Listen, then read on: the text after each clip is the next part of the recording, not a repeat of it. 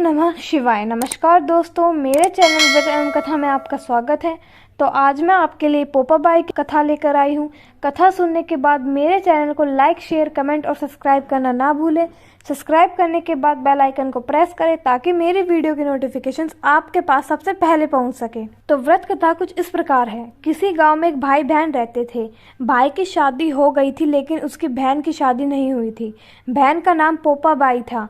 पोपाबाई हमेशा व्रत और नियम करती थी। एक दिन उसके भाई भाभी ने उसे शादी के लिए कहा, तब उसने शादी के लिए मना कर दिया। उसने अपनी भाई भाभी से कहा, मेरे रहने के लिए गांव के बाहर एक झोपड़ी बनवा दो, मैं उसी में रहकर अपना जीवन व्यतीत कर लूंगी।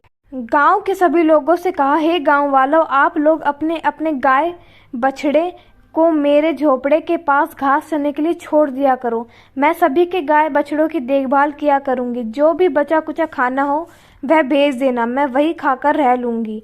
इसी तरह बहुत दिन बीत गए। एक दिन उस देश का राजा शिकार खेलने जंगल को जा रहा था कि उसकी नजर गांव के बाहर बने पोपाबाई के झोपड़े पर पड़ी। राजा झोपड़े के पास जाकर आवाज लगाने लगा, यहाँ कौन रहता है? जब कोई भी उत्तर नहीं मिला तो झोपड़े के दरवाजे को खटखटाने लगा। खटखटाने के आवाज सुनकर पोपाबाई ने अंदर से ही पूछा, बाहर कौन है? बार बार दरवाजे क्यों खटखटा रहे हो? क्या काम है?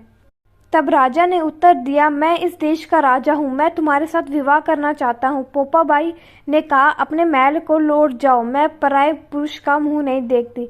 लेकिन राजा ने उसकी बात पर ध्यान नहीं दिया और बलपूर्वक पोपाबाई को उठा अपने घोड़े पर बिठाकर महल की ओर चल पड़ा। पोपाबाई ने राजा को श्राप दिया, हे राजा, तेरा राजपाट सब नष्ट हो जाएगा। महल में पहुंचकर राजा ने अपनी रानियों से सारी बात बताई। पूरी बात सुनकर रानियों ने राजा से अनुरोध किया कि पोपाबाई को सही सलामत उसकी झोपड़ी में छोड़ आए। रानियों के कहे अनुसार राजा पोपाबाई को उसकी झोपड़ी पर छोड़ने चल पड़ा।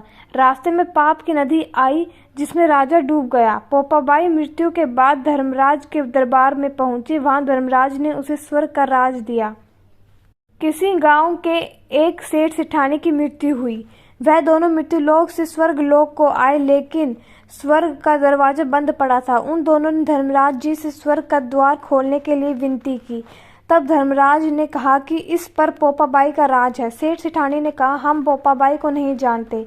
धर्मराज ने कहा कि मैं तुम दोनों को 7 दिन के लिए मृत्युलोक में भेजता हूँ। वहां जाकर 8 खोपरा से राई भरकर 5 कपड़ा ऊपर रखकर कहानी सुनना और उद्यापन करना और इस प्रकार कहना, राज है पोपाबाई का, लेखा लेगी राई राई का, बोलो पोपाबाई की जय।